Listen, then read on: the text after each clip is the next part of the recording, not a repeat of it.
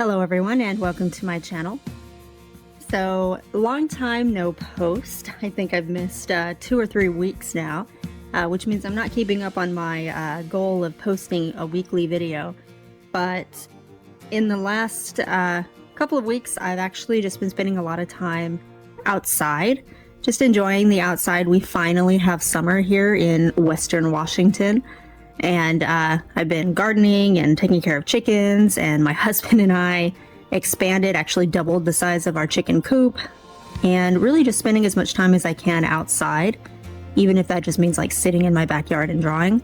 And none of that really translates very well into creating videos. So I apologize, but it is kind of a sorry, not sorry kind of situation because all of that stuff is really good for my mental health. Personally, I love to be out in nature, and many of you might know if you've seen some of my most recent videos that my dog passed away about a month and a half ago, and I've just been kind of having to cheer myself up since then, just kind of dealing with that. So that involves spending a lot of time outside. But today I am going to kind of follow up. I might make this into like a playlist, but follow up on some of the watercolor effect videos that I have done in the past. I did a video on using Procreate standard brushes for creating a watercolor effect with your paintings. And I've also mentioned in several of my videos my favorite purchased brushes for creating a watercolor effect. But today is for those of us, including myself, who like to have complete control over the creative process, like from ground zero, and like to create specific brushes or custom brushes. And I'm going to show you how to create a watercolor style brush, actually 2 watercolor style brushes that you can use for general washes of color as well as for lining. So let's get started. So what I've got here is a few watercolor blobs or splotches that I put onto watercolor paper, and this is just traditional media. I used a watercolor palette that I have, and the Strathmore watercolor paper. It's cold pressed watercolor paper, and this is a 5x7 sheet, so it's nothing extravagant. And I did use like a reddish color to make these splotches, but it doesn't really matter what color you use because I just switch it to grayscale when I import it into my Procreate. So it is set to grayscale now. And the first thing that you're going to want to do is duplicate the layer. I do this quite frequently with pretty much everything. When I'm doing work in Procreate, this is so that you always have something to fall back on. So this is what I'm starting with, and I'm happy with this grayscale look. But if for whatever reason some of the adjustments that I'm about to make go wrong, then I can always fall back on this. So I'm going to duplicate the layer, and then I'm going to start doing my adjustments. I'm going to go to the adjustments layer and click on curves. And for this, what I want to do is I want to make the lighter parts of the picture lighter, more towards the white, and then I want to make the darker shadow parts or values darker. So that's just the 2 furthest points on this curves graph that you see. Kind of moving both of those a little bit more towards the center will achieve that effect. And the reason for this is because I want to get rid of a little bit of the paper color texture, and I want to emphasize some of the shadows that create the watercolor effect or the look that I like. And you can always mess around with these values to decide what you like. I like to have watercolor brushes that have a lot of personality. So the next thing I'm going to do is go to saturation and make sure there's no like weird yellow tones. So I drag the saturation all the way to the bottom, or to none, to make sure that we're working with just black and white or gray and white, no weird yellow or red tones. And then I'm going to bump up the brightness just a tiny bit. And again, this is to get rid of the watercolor paper texture. Okay, now I'm happy with that. So I'm going to choose the shape that I want to use for this particular brush. Honestly, you can turn any of these into a brush, but I'm going to go with this, I guess you could call it the center. And I'm going to select the freehand selection tool and just kind of draw around it. I am not being precious about the edges or anything like that, and I will show you why in a minute. Copy and paste that so you have just the shape. It doesn't have to be centered. I usually do it because it makes it a little bit easier for me, but I'm going to turn off the other layers so that you're just looking at the shape. Okay, so now what I'm going to do is get rid of the white that's around the splotch itself. And the way that you do that is go to the selection tool again, but this time we're going to select automatic. And then you're going to want to click somewhere within that white area outside of the splotch. And you can then drag your Apple Pencil or your stylus to the right to increase the tolerance or to increase the amount of that color that is selected. So you can see here I've selected like way too much and it's going to probably erase everything. So let's try that again. And this time make a much smaller selection. So it's just selecting the white around my splotch. Once that's selected, I just erase using the standard round eraser. And I'm going to do that all the way around the splotch. And then you can see that there's like this weird white ring kind of artifact that's left around it. There's also a few white speckles around the watercolor splotch. And I'll just use the eraser to clean those up. It doesn't necessarily have to be perfect because, again, I like watercolor brushes that have like a lot of texture and personality to them, but I do want to clean it up just a tiny bit. Okay, now I'm going to do the same thing within the watercolor splotch, which is use the selection tool set to automatic and then select some of the lightest parts of the splotch, which can be a little bit tricky to do, and then use that slider to decide how much of within the splotch itself I want to erase. And this will create more of a transparent kind of brush for the watercolor effect that we're going to want at the end. All right, so let's go with that. That looks good. And then erase that out. And I'm going to do that a couple of times until I have what I consider to be a good texture within the brush.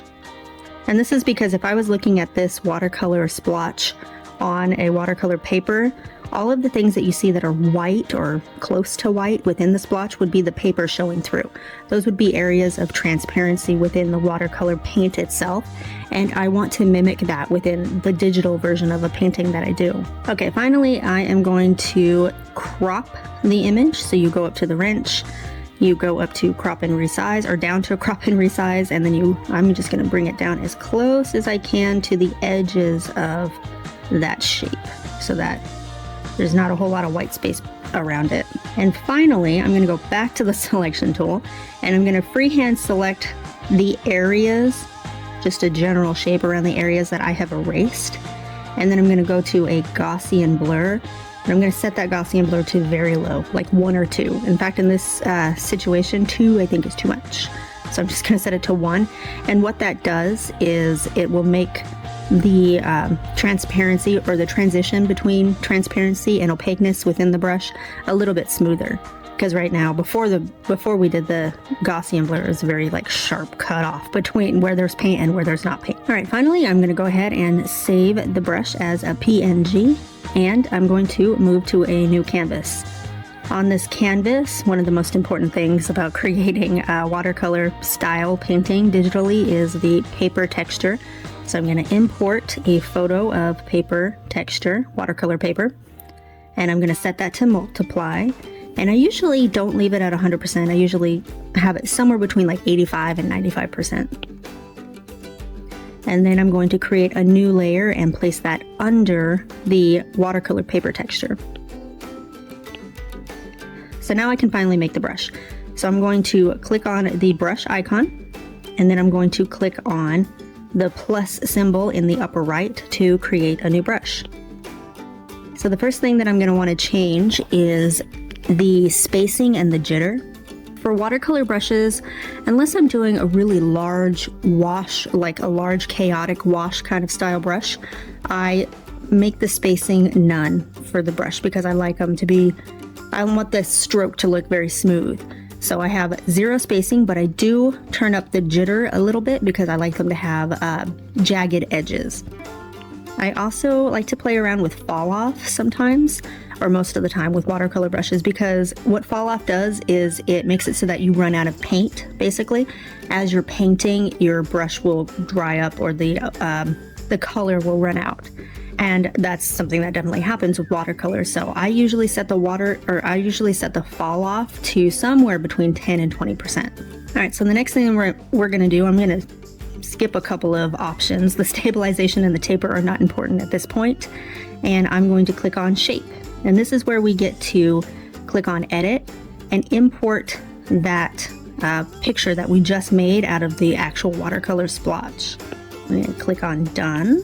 So now you'll see that that is what is going to be creating the shape of our brush, but it's very uniform. It's kind of just like a streaky looking brush. So I like to turn up the scatter to make it a little bit more splotchy, I guess. I'm not sure, a little bit more randomized in the shape. I'm also going to change the count a little bit. It makes it more of a full opacity brush, or a little bit more of a fuller brush. And the count jitter will change the amount of fullness as you're painting. Makes it a little bit more akin to painting on a textured paper, because sometimes you won't get the same amount of pigment in one spot or another. Grain is something that we can do, and I almost always do with a watercolor brush, but I'm going to skip it for this particular part, and we will come back to it. So I want to show the difference between having a grain source and not.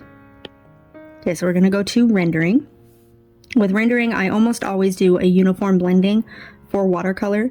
You can play around with some of the other rendering modes. They do create sort of fun and unexpected examples or brush reactions, but I usually use uniform blending for my watercolor brushes.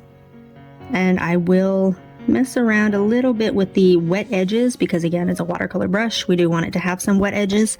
And I am also going to change the blend mode to multiply, and that makes it so that when you lay one stroke on top of another, you can see through the top stroke, and that acts a lot more like watercolor. Wet mix is where you're actually going to tell the brush to behave like a watercolor brush, I suppose. Dilution is going to be the amount of water that you have on your brush. And I usually like to have that higher than the charge. Charge is the amount of paint or color that you have on your brush. So if you have the dilution lower than the charge, you're going to have a very saturated color of paint. And that's fine if that's what you want to go for. Usually for like a wet look, I like to have the dilution a little bit higher. And then for attack, that is, can you add more paint to the brush by pressing down on your stylus? So that does involve pressure sensitivity. So you'll need to have that within your stylus. Most Apple pencils do. And then pull is, how does it react to paint that's underneath it? Does it mix and pull that color with it, or does it not at all?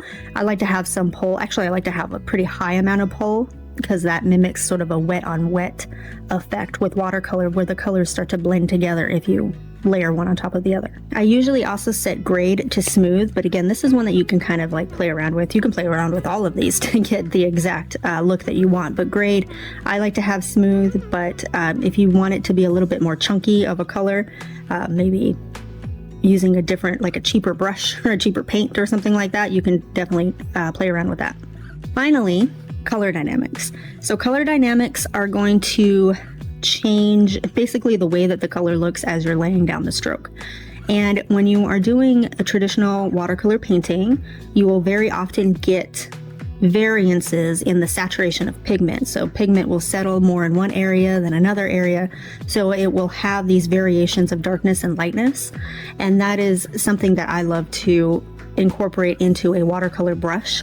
So I will adjust the saturation, the hue, which I do very, very slightly because I don't want color chaos, but I do want it to look a little bit different hue wise, and lightness as well. All right, so I'm finally ready to test out the brush that I've created. So let's pick a color.